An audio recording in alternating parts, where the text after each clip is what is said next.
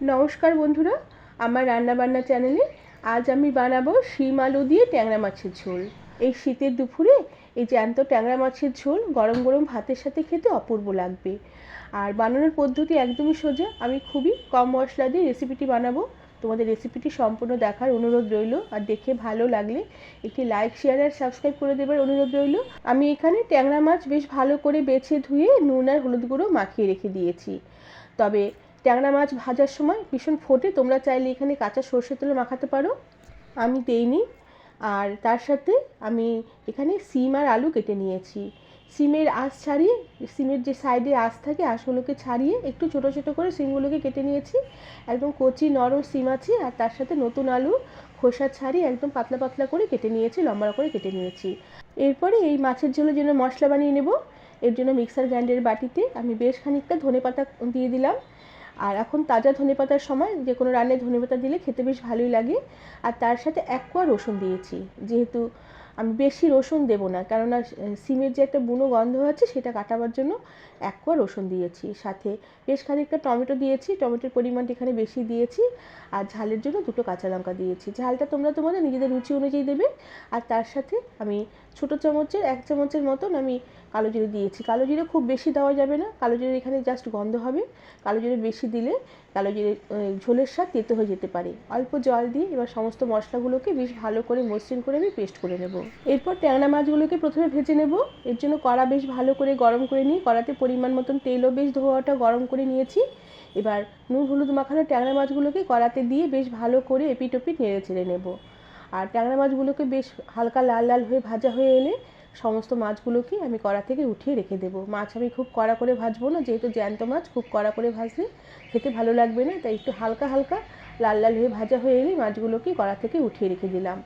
এরপরে এই কড়াতেই আমি খানিকটা রাঁধুনি ফোড়ন দিলাম। রাঁধুনি ফোড়নটা একটু নেড়ে চেড়ে নেব। রাঁধুনি ফোড়নের সুন্দর গন্ধ বেরোলে আমি যে সিম আর আলু কেটে রেখেছিলাম, কেটে রাখা সিম আর আলুগুলোকে কড়াতে দিয়ে দিলাম। এবার সিম আলুগুলোকে কড়ার তেলে বেশ ভালো করে কিছুক্ষণ নেড়ে চেড়ে নেব, যাতে ফোড়নের গন্ধটা সিম আলুর মধ্যে বেশ ভালো করে মিশে যায়। আর যে সিম আলুগুলোকে ভালো করে ভেজে নেব এই কারণে, যাতে সিমের যে একটা বুনো গন্ধ থাকে সেই গন্ধটাও কেটে যায়, আর সবজিগুলো বেশ ভালোভাবে হালকা করে ভাজা হয়ে আসে। বেশ ভালো করে কিছুক্ষণ সিম আলুগুলোকে নেড়ে চেড়ে নিয়েছি। বেশ সুন্দর একটু সিমেরও হালকা হালকা একটু স্পট পড়তে শুরু করেছে সিমের গায়ে, আর আলুটাও বেশ একটু ভাজা হয়ে এসেছে। এবার যে মশলা বানিয়ে রেখেছিলাম সে বাটা মশলাটা এবার আমি এই কড়াতে দিয়ে দিলাম। বাটা মশলা কড়াতে দিয়ে কিছুক্ষণ একটু নেড়ে চেড়ে নেব। এরপর যে মশলার গায়ে, বাটির গায়ে বেশ অনেকটা মশলা লেগেছিলো, সেই বাটিটা দিয়ে সামান্য জল দিয়ে দিলাম। সাথে দিয়ে দিলাম পরিমাণ মতো নুন, আর পরিমাণ মতো হলুদ গুঁড়ো, আর একটু লাল লঙ্কার গুঁড়ো। লাল লঙ্কার গুঁড়োটা অপশনাল, এটা তোমরা দিতেও পারো নাও দিতে পারো। দিলে ঝোলের কালারটা ভালো আসবে, যেহেতু কালো জিরে আর ধনেপাতা আর কাঁচা লঙ্কার ঝোল, তাই একটু সবুজ কালার হতে পারে। এবার সমস্ত মশলাগুলোকে বেশ ভালো করে নেড়ে চেড়ে কষিয়ে নেব। আর একটু আবারও সামান্য একটু জল দিয়ে ঢাকা দিয়ে রেখে কিছুক্ষণ মশলাগুলোকে রান্না হতে দেবো। এভাবে মশলা কষালে মশলা যেমন স্বাদও যেমন কষানো যেমন ভালো হয়, আর ঝোলের স্বাদও বাড়ে। কিছুক্ষণ ঢাকা দিয়ে রেখে রান্না করে নেবার পরে ঢাকনা খুলে দিয়ে এবার বেশ ভালো করে নেড়ে চেড়ে সম্পূর্ণ মশলার শিম আলু একসাথে কষিয়ে নেব। এতে শিম আলুগুলো যেমন তাড়াতাড়ি মজে আসবে, মশলাটাও ভালো কষানো হবে। আর এমনি মশলা কষাতে কষাতে কাঁচা ধনেপাতা, কাঁচা লঙ্কা, কাঁচা টমেটো, কাঁচা রসুনের গন্ধটা কেটে যাবে। বেশ কিছুক্ষণ মশলা বেশ ভালো করে নেড়ে চেড়ে কষিয়ে নিয়েছি। মশলা থেকে তেল ছেড়ে এসেছে। এবার ঝোলের জন্য পরিমাণ মতন জল দিয়ে দিলাম। এখানে আমি ঝোলের জন্য ফুটন্ত গরম জলই ব্যবহার করেছি। এই ফুটন্ত গরম জল ঝোলে ব্যবহার করলে ঝোলের স্বাদ বেশ ভালো হবে। এবার ঝোল বেশ ভালো করে নেড়ে চেড়ে মিশিয়ে নেব, আর ঝোলটাকে কিছুক্ষণ ফুটতে দেবো। ঝোল বেশ ভালো করে টকবক করে কিছুক্ষণ ফুটিয়ে নেবার পরে ভাজা ট্যাংরা মাছগুলোকে ঝোলে এবার দিয়ে দিলাম।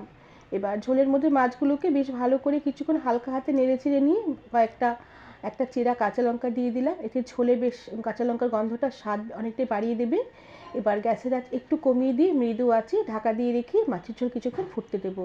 এতে ঝোলটাও যেমন কিছুক্ষণ বেশ ভালোভাবে ফুটবে, ঝোলের পানসে ভাবটা কাটবে, আর শিম আলুগুলো বেশ সুন্দর মজে আসবে, মাছও বেশ মজে আসবে। বেশ কিছুক্ষণ এভাবে মাছের ঝোল ফুটিয়ে নিয়েছি। দেখো শিম আলু খুব সুন্দর মজে এসেছে, আলু খুব সুন্দর সেদ্ধ হয়ে গেছে, মাছও বেশ খুব সুন্দর মাছের ঝোলে মজে এসেছে। এবার ঝোলে নুনের পরিমাণটা চেক করে নিতে হবে। আর শেষে উপর থেকে বেশ খানিকটা ধনেপাতা কুচি ছড়িয়ে দিলাম।